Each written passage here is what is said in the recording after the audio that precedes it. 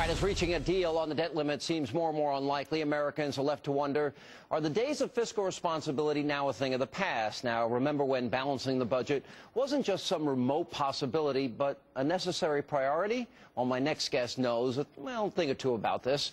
As an Ohio congressman, chairman of the House Budget Committee, he sponsored the legislation that balanced the federal budget for the first time since 1969 and helped bring about the largest government surplus in our nation's history. $236 billion. And joining me now with his invaluable insight, the man himself. What are you doing? You know what, Sean, when I tell people do I have to call you governor? You do. You do. I'll call you Mr. Hannity. We were friends before this. Now you say, hi, Congressman. Now you're, congratulations. It's good to see you. Thank you. Did you really, you were what? $8 billion in all. $8 billion for the state of Ohio Yep. that has lost what population? Well, we're losing 2 congressmen. We lost 600,000 jobs in the last 10 years. And you know what, Sean? We passed the budget. We balanced the budget. Not only did we not raise taxes, we cut them. We preserved an income tax cut. We killed the death tax in Ohio. Oh, believe it or not. I can't believe it. We also have tax credit for small business investment. But then beyond that, we've saved billions in Medicaid, and guess what? The AARP likes what we've done because we let mom and dad stay at home instead of having to go in a nursing home. We have reformed our schools. We've doubled vouchers in the state, lifted the cap off of charter schools. We have teacher evaluation. Unbelievable. We've improved higher education. You've only been governor for 6 months. You know, Sean, we have great partners in the legislature. I knew what I wanted to do, hit the ground running, and we got it done. It's probably the most massive, comprehensive piece of legislation passed in modern times in Ohio, and we jumped 11 spaces since the beginning of this year in terms of being job-friendly. Okay. Now, when you were a congressman, you were in charge of the Budget Committee. That's right. All right. We were facing deficits as far as the eye could see. It was terrible. It was terrible. Yeah. All right. And so you insisted on real numbers, no more phony accounting. Yeah, no more. You can't pump up the economy and come up with some sort of fantasy about. You got to do it real. And you got Clinton. He was I'm out 7 and 8, 9. Yeah. 10. It was all over the map. You guys made him go along with your deal.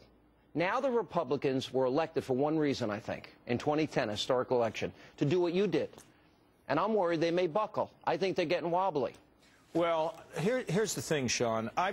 I think that Boehner has made it clear and McConnell has made it clear that tax increases now will just damage this economy. No, Boehner's been great. Yeah. Cantor's been great. I don't like what we were just talking about. McConnell, I don't know what he's talking about here. Giving the president the responsibility and the freedom to cut only what he wants. Well, I don't know what the deal is, but I will tell you this. If they can get the president to agree to make $2.5 billion worth of savings, $1 trillion worth of savings, that would be fantastic. At a defense? Well, no, of course not. Of course not. So I don't know what that is, but I think McConnell's been very, very good in talking about the fact that we cannot have these tax increases at this point in time. And frankly, what the markets are looking for, you know, not just Wall Street, but Main Street, is can these folks cut spending and get our act in you know, our budget in balance? But my take is simple. Pass a budget that raises the debt ceiling with the cuts that are necessary, and then hand it over, because this is why they got the House of Representatives.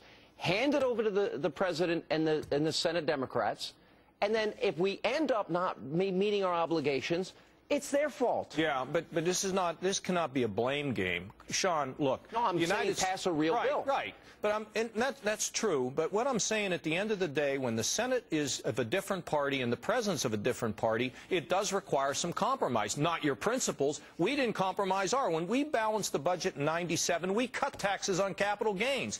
Look, the key to doing this, Sean, is you've got to look all the problems in the eye. You have to reform them, make the programs better, save money, because here's the problem.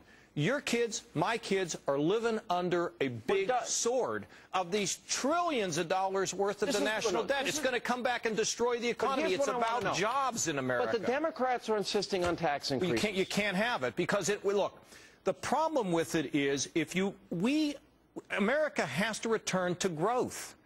We have to provide the incentives for small business to be successful, for people to want to invest and believe in the economic strength of our country. And tax increases are not the problem now. It's spending. That's why people don't have confidence. Then walk Senator McConnell, walk John Boehner through what they should do. Tell me what you would do if you were there, and you're the Speaker, you're the Senate Majority. Look, here's, I guess, first of all, I'm not there, Sean, but if I were there, I would say that the reforms, savings are critical. Secondly, I'm not opposed to tax reform. I'm not opposed to the idea that some of these loopholes that lobbyists put in the bills are eliminated as long as the taxes come down on corporations. Bill Clinton supports that.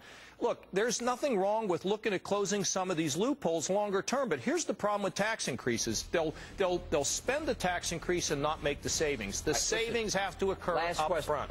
Exactly. Up front. Up front, meaning right now. Yeah, and these caps and all this other business, I'll tell you, I was there when we walked up to the caps, looked over the cliff, they said, oh no, we got to change the goal line. Let me tell you, I don't buy into this issue either, that this August 2nd deadline is going to, the world is going to come to an end. We shouldn't do that, Sean. No, I don't want to do it. No, you cannot do that. Pass the bill in the House, give it to the Democrats. Look, at the end of the day, there's got to be some compromise. And they're going to want tax increase. No, but that's not acceptable. So you're not willing to compromise. No, but I'm willing to say that down the road, if you want tax reforms, look, they complain about loopholes on corporate jets.